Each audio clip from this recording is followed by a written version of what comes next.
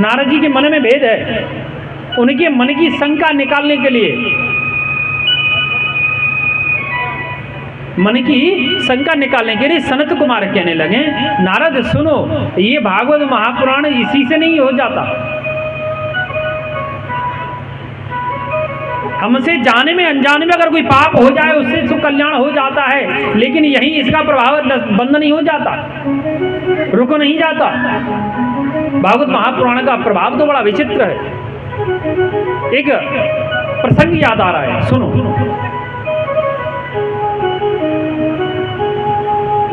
ये मान का पाप कृतरंत सर्वदा, सदा दुराचारता विमार्गा, क्रोधाग्नि जगदा कुटिकाशिकामिना, सप्ता यज्ञेन कलो पुनन्ति ते। बोले नारद जी, सनत कुमार कहने लगे, नारद ये मान का पाप कृतरंत सर्वदा, एक मनुष्य पाप कर्म करते करते रत रहता हो, हमेशा पाप कर्म में लगा रहता हो, हमेशा पाप कर्म करता हो, सर्वदा हमेशा, सदा दुराचारता विमहरता, सदा दुराचारी बन के रहता हो, कुमार के रास्ते पे चलता हो, क्रोधाग्नि दग्धा, क्रोध की अग्नि में जलता हो, कुटिल हो, कामी हो, अगर वो मर जाए, मर कर की महाप्रेत भूत योनि में चला जाए, पिशाच योनि में चला जाए, कहते हैं सप्ताह यज्ञेन कलो पुनन्ति तये। अगर ऐसे मृत आत्मा के लिए भी उसके परिवारी जन अगर भागवत महापुराण का आयोजन करें तो उसका भी कल्याण हो जाता है। ये बात सुनकर के नारद जी महाराज भ्रम में पड़ गए। बोले गुरुदेव ऐसा कैसे हो जाएगा? पापी हो, दुराचारी हो, दुष्ट हो, कामी हो, क्रोधी अग्नि में जलने वाला हो, महाप्रेत पिशाच भूत योनि में चला जाए, उसके परिवारी जन अगर उसके लिए भागवत महापुराण का आयोजन करे तो कल्याण हो जाएगा। ऐसा कैसे संभव है? और ऐसी बात है, अगर हमारे घर में कहते ना कि पितृदोष लग गया, पितृदोष लग जाता है, एस्ट्रोलॉजर बताते हैं इस बात को, ज्योतिषाचार्य कहते हैं अगर किसी के घर में पितृदोष लगता है तो निष्ठा से श्रीमद् भागवत महापुराण का आयोजन कर दो तो पितृदोष रहता ही नहीं।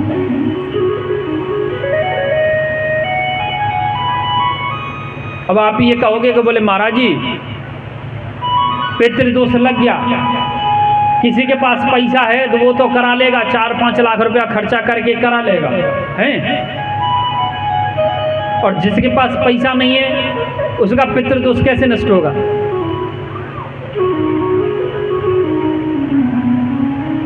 उसके लिए एक साधारण दवाई है, देसी गाय का गौमूत्र लेकर के और दुबरी का झाड़ू बना के, ठीक है, नित्य प्रति आप अपने घर में छींटा लगाओ, अंदर से बाहर तक, बाहर से अंदर नहीं, अंदर से बाहर तक, उल्टा, ठीक है। 41 दिन छींटा लगाओ, आपके घर में कोई पितृदोष ही नहीं रहेगा। ये गौ माता की कृपा है। लेकिन करे कौन? करे कौन? कौन तो गिलास लेकर के गौ माता के पास जाए उसका मूत्र प्राप्त करने के लिए? इतना समय नहीं है। हम जाएंगे पतंजलि योग पीठ का गौमूत्र लेके आ जाएंगे, ये नहीं चलेगा। शुद्ध होना चाहिए।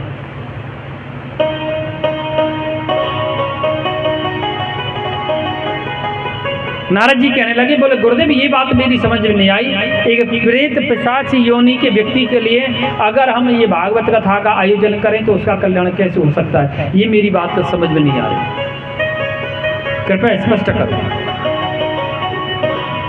तो श्री नारद जी महाराज जी की बात सुन करके सौनकादि ऋषि कहने लगे, सनकादि ऋषि कहने लगे, नारद एक प्रसंग याद आ रहा है, ध्यान देना कि तुंगभद्रा तटे पूर्वम भूत्पातनमचया यत्र वर्णा स्वधर्मेण सत्य सत्कर्म तत्परा। बोले एक तुंगभद्रा नामक नदी है, तुंगभद्रा नदी के किनारा में एक उत्तम नामक नगर है। वो उत्तम नगर के अंदर एक ब्राह्मण निवास करता है जो सत्य के रास्ते पे चलता है। सत्य सत्य कर्म तत्परः, हमेशा सत्य कर्म करता हो, सत्य के रास्ते पे चलता हो, वो ब्राह्मण है। वो ब्राह्मण का नाम है श्री आत्मदेव, आत्मदेव जी महाराज। आत्मा में देवत्व का दर्शन करने वाला आत्मदेव।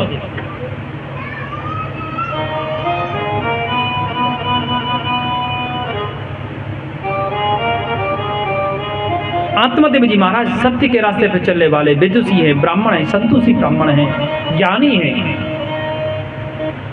वो चले जाते अपने यजमानों में कर्म कांड कराने के लिए। उनकी पीछे से पत्नी रह जाती घर में अकेली। पत्नी का नाम है माता धुंधली देवी।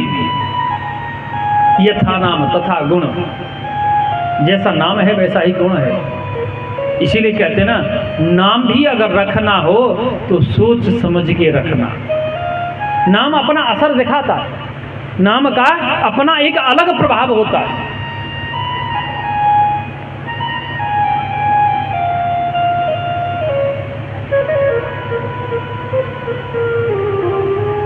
एक जगह हम देख रहे थे, एक ने अपनी बेटी का नाम रखा था लिस्सी, ठीक है। अब दिल्ली में चले जाओ, लेसी लुसी ये सब जो सफेद सफेद वाले कुत्ते होते हैं ना, छोटे छोटे, उनके नाम होते हैं दिल्ली में। और पंडित जी अगर नामकरण कराने आपके यहाँ होता है कि नहीं, ये मेरे को अनुभव नहीं है इतना, लेकिन हम लोगों में 1 महीने के अंदर अंदर बच्चे का नामकरण होता है। 11 दिन का, 21 दिन का, 31 दिन का। पंडित जी नामकरण करने आएगा तो माताएं, पुरुष नहीं बोलता, माताएं पहले बोल जाती हैं, बोले पंडित जी अच्छा सा नाम देखना, सुंदर सा नाम देखना। एक बोलेगी नहीं नहीं पंडित जी जो रखने दो, गूगल पे सर्च कर लेंगे। अब गूगल से ही नाम रख लिया जाता है। अब गूगल से नाम रखेंगे तो गूगल बाबा ही बनना पड़ेगा आपको। यथा नाम तथा गुण, उनका नाम है आत्मदेव, विदुषी है, ज्ञानी है। उनका नाम है धुंधली देवी।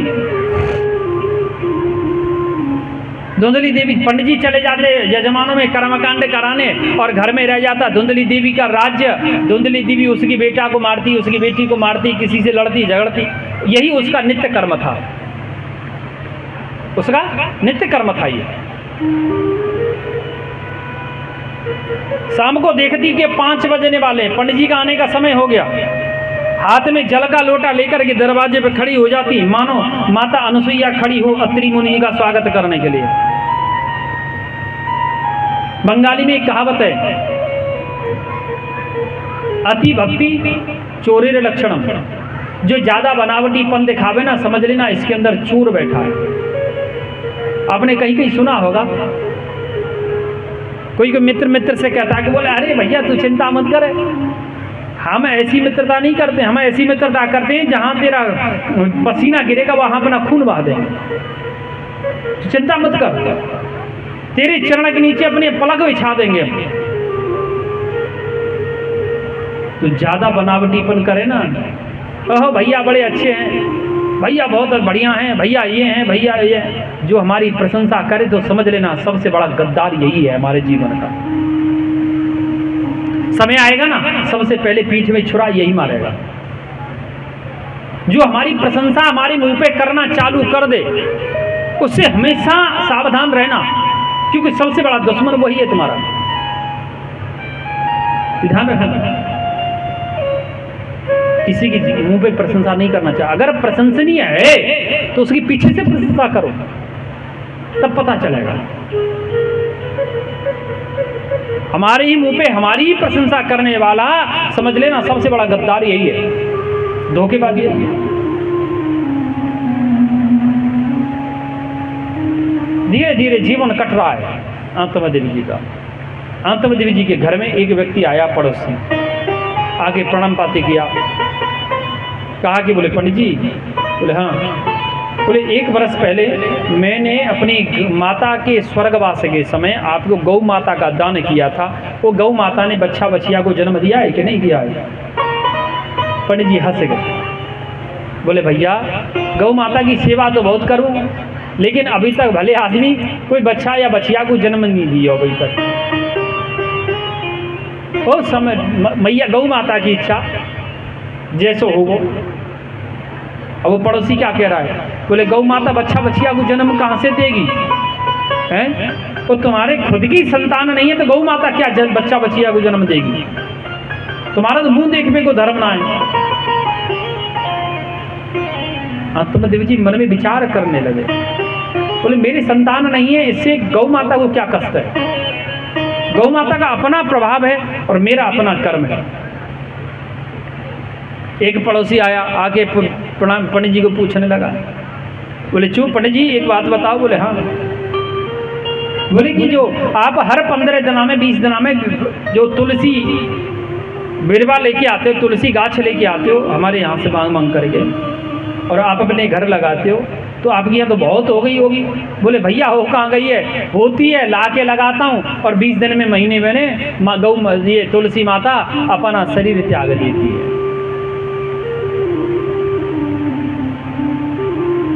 अब पड़ोसी महाराज बोले, महाराज जी तुलसी महारानी इसीलिए शरीर त्याग देती हैं, जो आप जो जल अर्पण करते हो वो आपके देवता स्वीकार नहीं करते, पितृदेव स्वीकार नहीं करते। बोले क्यों नहीं करते? बोले इसलिए कि नहीं करते कि आपके कोई संतान नहीं है, आप निसंतान हो। और तो पंडित जी के मन में अंकुर पैदा हो गया। रात भर आत्मा देवी जी महाराज रोते रहे, मन में विचार किया, मन में विचार करते आत्मा देवी जी महाराज रात में घर छोड़ करके जंगल में चले गए और जंगल में जाकर के वृक्ष के नीचे बैठ करके रोने लगे।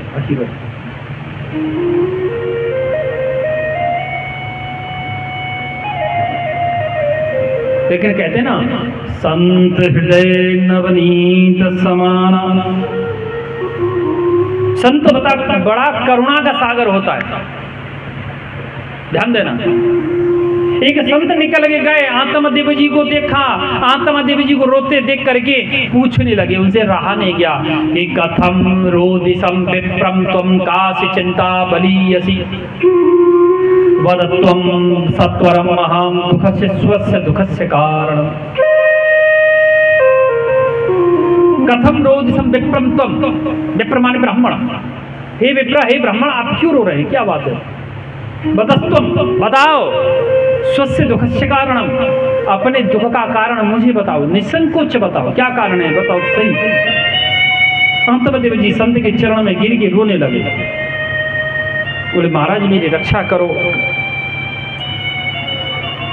मेरी संतान नहीं है, मेरे घर में गौ माता बच्चा बच्चिया को जन्म नहीं देती, मेरे घर में तुलसी महारानी सूख जाती है, मैं जल अर्पण करता हूं, मेरे पितृदेव स्वीकार नहीं करते।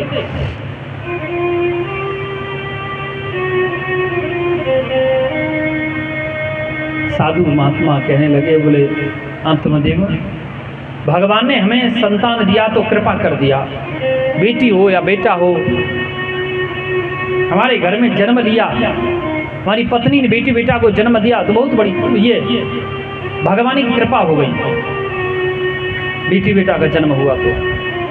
और अगर हमारे घर में संतान का जन्म नहीं हुआ ना तो भगवान की बहुत बड़ी कृपा है। अब आप कहोगे बोले महाराज जी ऐसा कैसे हो जाए? भगवान ने संतान दिया वो गोविंद की कृपा, ठाकुर जी की कृपा है, दे दिया ठीक, गॉड गिफ्ट है, भगवान का प्रसाद है, ले लो। और नहीं दिया ना वो बहुत बड़ी कृपा कर दिया, क्योंकि उसमें भी कोई ना कोई कारण छुपा होगा।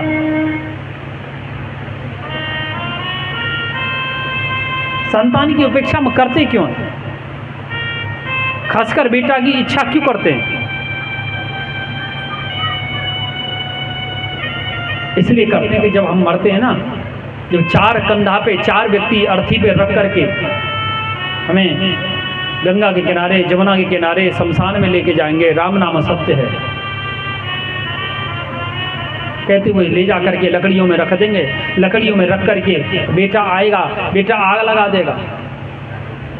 हैं? जब शरीर में अग्नि लग जाएगी, सिर जल जाएगा, सिर फट जाएगा, तो कपाल क्रिया कहा जाता है उसको। बेटा के हाथ में हमारे परिवारजन एक लोटा में देसी घी भर के दे देंगे और वो बेटा लेकर के वो लोटा का घी हमारी खोपड़ी में डाल देगा। इसीलिए बस हम मात्र पुत्र की इच्छा करते हैं।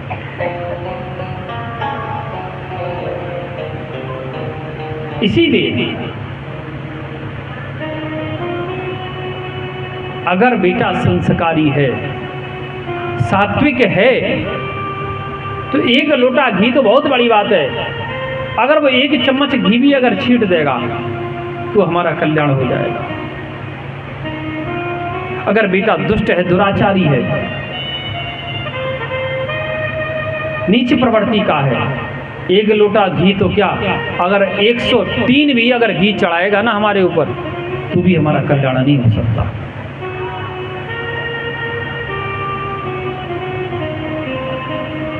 आत्मदेव जी महाराज रो रहे हैं, संत को करुणा आ गई। संत ने क्या किया, एक फल निकाला, झोली से ले जा करके लेकर के आत्मदेव जी को दे दिया और कहा कि जाओ अपनी पत्नी को खिला देना, नहीं मानते हो तो इससे विदुषी बेटा पैदा होगा। प्रसन्नता से दौड़ करके घर आए आत्मदेव जी। घर आकर के धुंधली देवी को फल दे दिया, बोले देवी ये फल खाओ, संत की कृपा है, विदुषी ज्ञानी पुत्र पैदा होगा। अब वो तो दुष्ट प्रवृत्ति की है। अच्छा ठीक है मैं खा लूंगी। आत्मदेव जी को डांट दिया। आत्मदेव जी बोल दिया ठीक है देवी जैसा तुम्हारी इच्छा, कह करके चले गए। ले जाके वो फल तो डाल दिया उसने गौ माता को, और जाकर पड़ोसी के घर, अपनी बहन के घर, उसके घर में बेटा का जन्म हुआ। वही बेटा ला करके अपने आत्मदेव जी को दिखा दिया, देखो मैंने बेटा को जन्म दिया। आत्मदेव जी को अनुभव नहीं था इस बात का।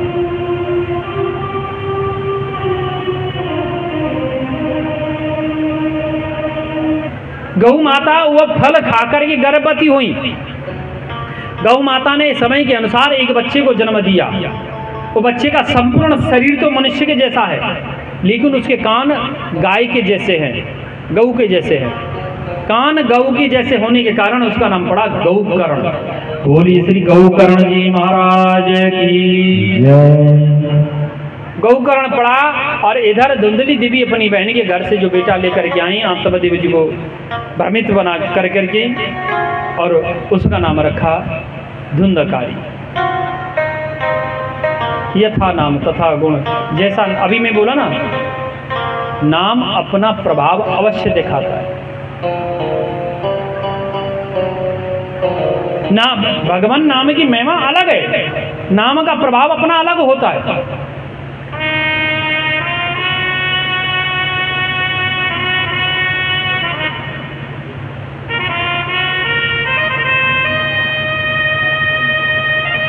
देखो एक बार माता पार्वती ने भगवान भोलेनाथ को प्रश्न किया, नाम का कितना बड़ा प्रभाव है। आप जानते हैं कि जब कोई व्यक्ति हमारे घर में माता या पिता मर जाता है तो हम लोग कंधा पे रखते हैं और एक मंत्रोच्चारण करते हैं कि राम नाम सत्य है, सत्य बोलो सत्य है, राम नाम सत्य है। कहते हैं कि नहीं? यही कहते हैं, ठीक है। राम नाम सत्य है, नाम का अपना प्रभाव होता है। वही शमशान को जो सबसे खराब वस्तु हम बताते हैं, बोले सबसे खराब वस्तु, ऐ शमशान से आया स्नान करो, ये करो। क्यों करो भाई? शमशान से जैसा बढ़िया स्थान कोई है ही नहीं सकता, कोई नहीं हो सकता।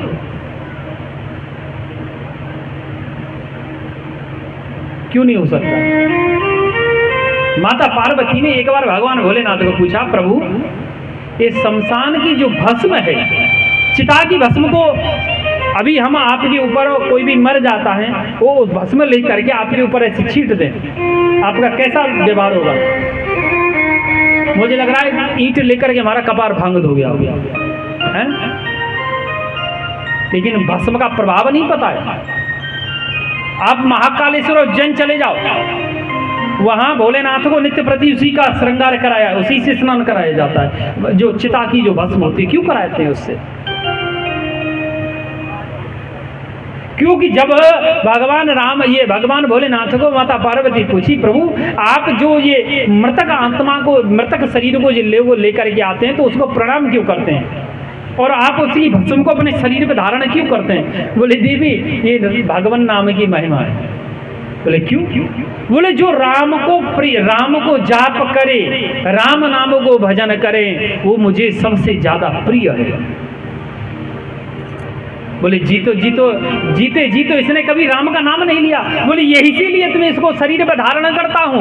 बोले जिंदा में तो कभी ये राम का नाम नहीं लिया, कम से कम मर करके अकेले की बजाय ये हजारों के मुख से मेरे राम का नाम पुकार दिया, इसलिए मैं इसको अपने शीश पर धारण करता हूँ। इसलिए मैं इसको शीश पर धारण करता हूँ। ये अपने शरीर से हजारों के मुख से राम नाम का उच्चारण कराया कि कहाँ लग करूं मैं नाम बड़ाई, राम न सकई राम गुण गा। भगवान नाम की महिमा बड़ी विचित्र है। हमेशा अपने बेटी बेटा का नाम भी ऐसे ही नाम से रखना चाहिए, उल्टा सीधा नाम नहीं रखना चाहिए। पहले होते थे नर्मदा, यमुना, गंगा, राधा, सरस्वती, लक्ष्मी, ऐसे नाम पढ़ते थे कि नहीं? अब तो भगवान राम रखवा रहे हैं नाम के। तो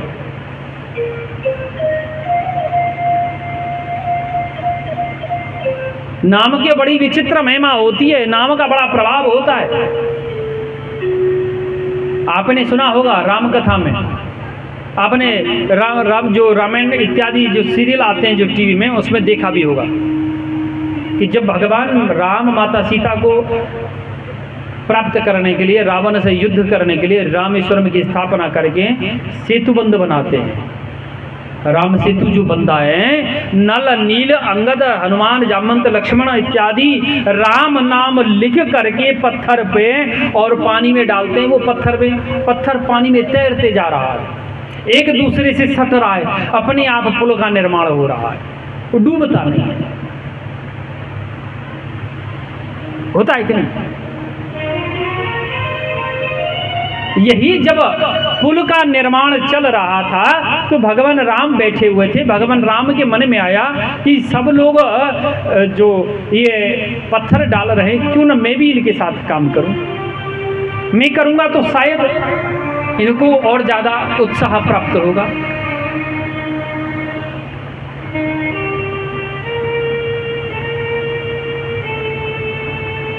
ऐसा विचार करके भगवान राम क्या किए, उठ करके एक पत्थर लिए, पत्थर ले करके पानी में डाला, पत्थर डूब गया।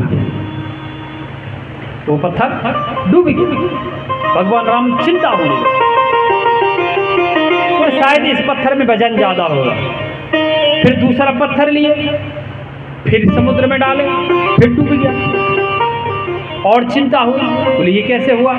फिर और पत्थर उठाए, एक और पत्थर उठा के फिर समुद्र में डाले, वो भी डूब गया। अब तो भगवान राम चिंता में डूब गए। सबको आवाज लगाए, हनुमान, अंगद, लक्ष्मण, नल नील जामवंत सब इधर आओ। सब लोग भयभीत हो गए, भगवान को क्या कष्ट हुआ। सब लोग दौड़ करके आए, बोले प्रभु क्या हुआ। बोले एक प्रश्न है मेरा। बोले क्या प्रश्न है। बोले जब आप लोग पत्थर डाल रहे हो या समुद्र में तैर रहा है, पानी के ऊपर तैर रहा है, और जब उसी पत्थर को मैं उठा के डाल रहा हूं वो डूब रहा है, क्या कारण है। हनुमान जी हंस गए। हनुमान जी हंस गए, हाथ जोड़ करके चरण में गिर गए। बोले प्रभु आप बड़े नादान बन रहे हो। बोले क्यों। बोले हम जो पत्थर डाल रहे हैं वो आपके नाम का आश्रय दे करके डाल रहे हैं, वो पत्थर आपके नाम के सहारे तैर रहा है। लेकिन प्रभु जिसको आप ही अपने हाथ से छोड़ दीजिएगा, इसको त्रिलोकी में डूबने से कौन बचा सकता है। जय हो। इसलिए तुलसीदास जी रामचरितमानस में लिखे हैं कि कहाँ लग करूं मैं नाम बड़ाई, राम न सकई राम गुण गाय।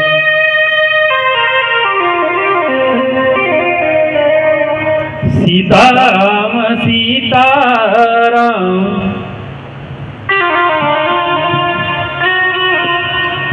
सीताराम सीताराम सीताराम कहिए सीताराम सीताराम सीताराम कहिए सारी बीत तेरा सारी बीत रहिए सीताराम सीताराम सीताराम कहिए वही बीती राखे राम कहीं बीती रहिए सीताराम सीताराम। बोलो राम सीताराम सीताराम जय जय राम। बोलो राम सीताराम सीताराम जय जय राम।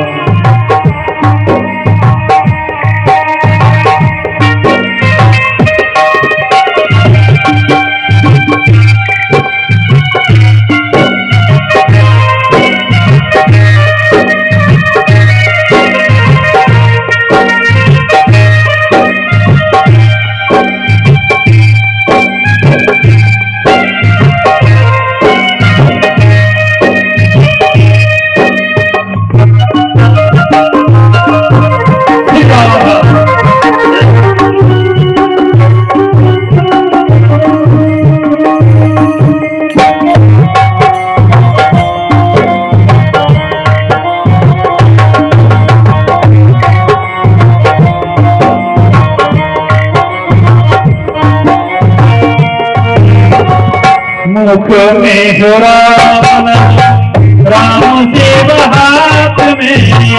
मुख में हो राम राम से हाथ में।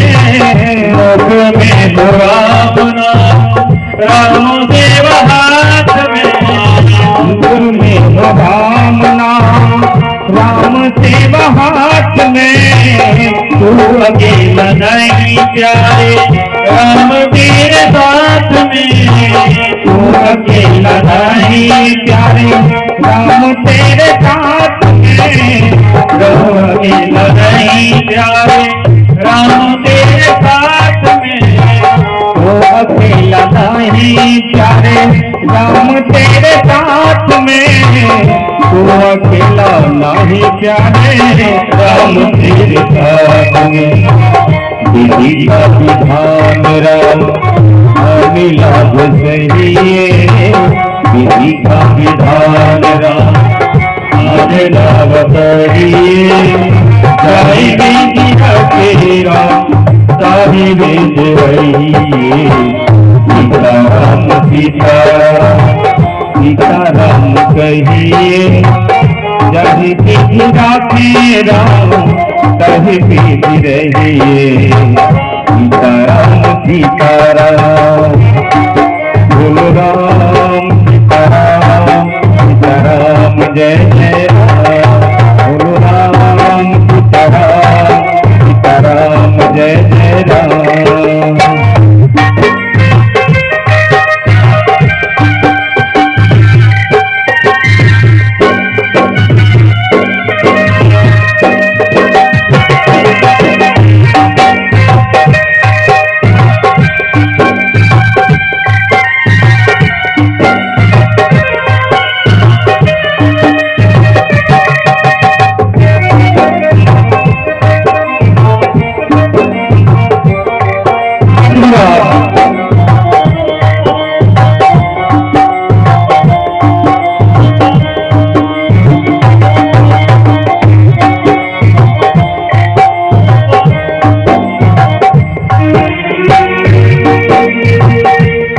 अभिमान तो फिर मान नहीं पाएगा। यह अभिमान तो फिर मान नहीं पाएगा। यह अभिमान तो फिर मान नहीं पाएगा। होगा प्यारे वही जो श्री राम जी को भाएगा। होगा प्यारे वही जो श्री राम जी को भाएगा, होगा प्यारे वही जो श्री राम जी को भाएगा। कल आता था सुबह मिला सही, कल आता चाँद सुबह आने लगा सही। जाए बेचरा तेरा दाए भेज रही, सीताराम सीताराम सीताराम कहिए।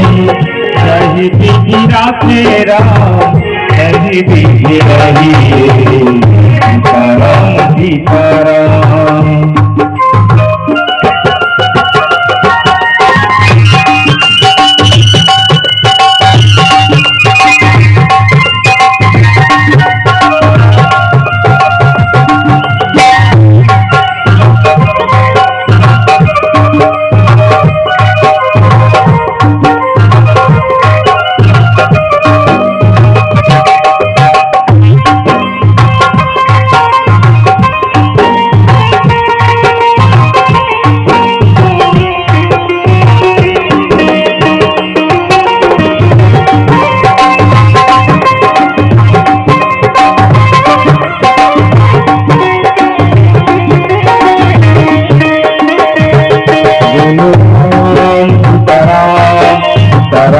जय जय राम,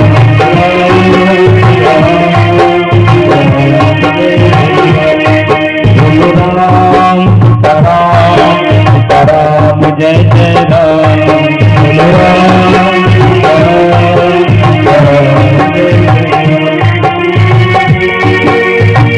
जिंदगी के दौर सब हाथ दीनानाथ के, जिंदगी की दौर हाथ दीनानाथ के।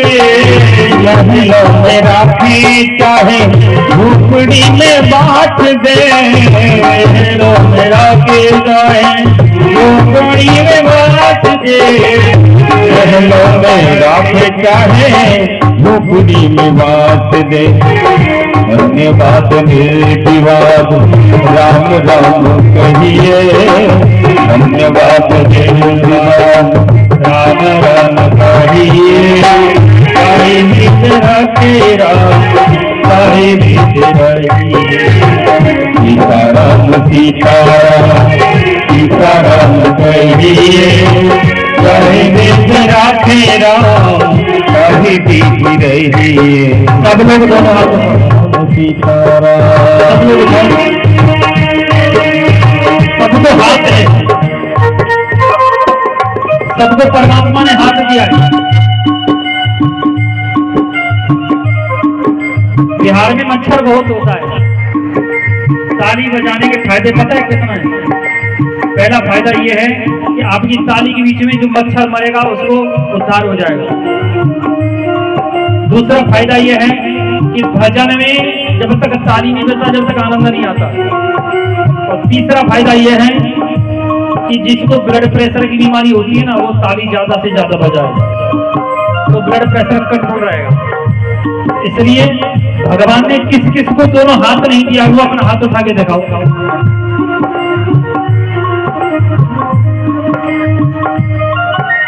सीताराम सीताराम सीताराम कहिए। जय तेरा तेरा जय सीताराम सीताराम सीताराम कहिए। जय बिगड़ा तेरा सही बिगड़े।